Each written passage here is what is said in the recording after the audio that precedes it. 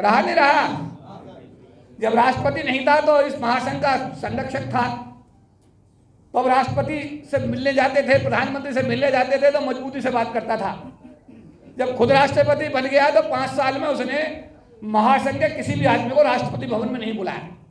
और जब रिटायर हुआ तो इसी महासंघ ने उस आदमी की विज्ञान भवन, जो भारत का सबसे बड़ा ऑडिटोरियम माना जाता है, जहां प्रधानमंत्री राष्ट्रपति के कार्यक्रम होते हैं, इसी महासंघ ने उसका विदाई समारोह किया, किसी और ने नहीं किया।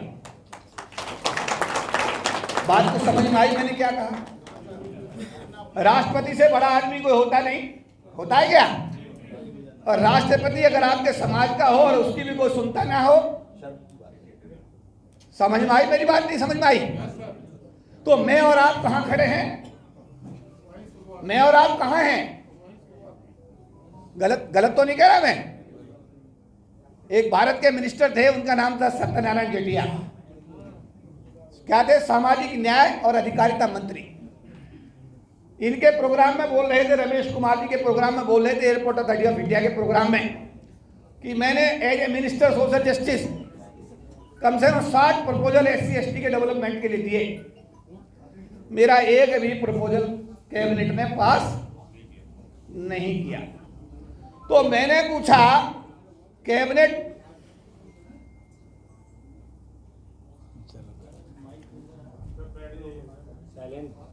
कि कोई आदमी हमारे समाज के आदमी को कैबिनेट मंत्री से आगे तो बनाता नहीं, प्रधानमंत्री तो बनाता नहीं, और कैबिनेट मंत्री का कोई प्रपोजल पास होता नहीं। तो भाई ये कैबिनेट मंत्री हमारे समाज ये किस काम का? अरे मैंने गलत तो नहीं कहा? सवाल इस बात का है कि अब वो बात यहां पर लागू हो गई कि वो समय अब चले गए। एक समय देश में था राष्ट्रीयकरण का। सच ये है कि उस समय के राजाओं ने, उस समय के प्रधानमंत्रियों ने क्या सोचकर राष्ट्रीयकरण किया था ये तो हम नहीं जानते, बट ये राष्ट्रीयकरण बाबा साहब के रिजर्वेशन के लिए वरदान बन गया। ये बात सही है गलत है? ये जितने लोग यहाँ कोट पैंट पहन के बैठे हुए हैं, ये सब उसी बाबा साहब अंबेडकर के आरक्षण और सरकार की राष्ट्रीयकरण नीति का परिणाम है।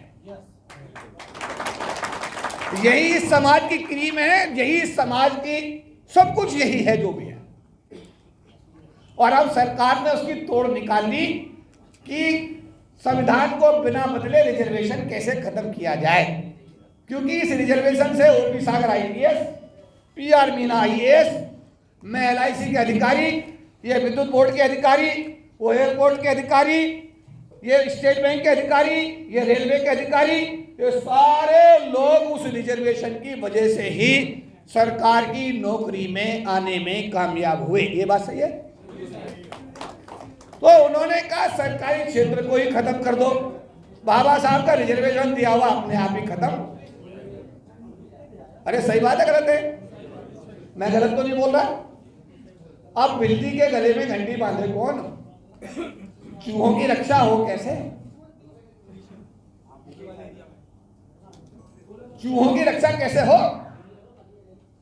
मैं गलत कह रहा हूं सही कह रहा हूं? काशीराम तो है नहीं और बाबा साहब अम्बेडकर भी नहीं है क्या? ना बाबा साहब अम्बेडकर है ना काशीराम जी है क्या? बोलो। संविधान की तो बात हम कर रहे हैं कि संविधान तो है, पर संविधान को मान कौन रहा है, उसके हिसाब से आचरण कौन कर रहा है, और उस संविधान को लागू कराने के लिए ये समाज क्या कर रहा है जो रोज प्रताड़ित हो रहा है। एक लड़की 12 साल की, 14 साल की, 13 साल की होती है, जैसे ही वो लोगों की नजर में आती है उसको खेत में ले जा करके उससे 4-5 लड़के रेप करते हैं, उसी की चुन्नी से गला घोट देते हैं, उसी की चुन्नी से पेड़ पे टांग देते हैं। पुलिस वाले आते हैं, लड़की ने सुसाइड कर लिया, चरित्र की ठीक नहीं थी, फाइल बंद कर देते हैं। संविधान है कहां लागू हो रहा है संविधान? सरकार की नौकरी में जो लोग आ जाते हैं उनका टर्मिनेशन करके उनको घर पे बैठा दिया जाता है। मैं गलत कह रहा हूं सही कह रहा हूं बताओ? तो जो संविधान है वो लागू कहां हो रहा है, यही तो समस्या हो रही है। मैं गलत कह रहा हूं सही कह रहा हूं? बोलो भाई।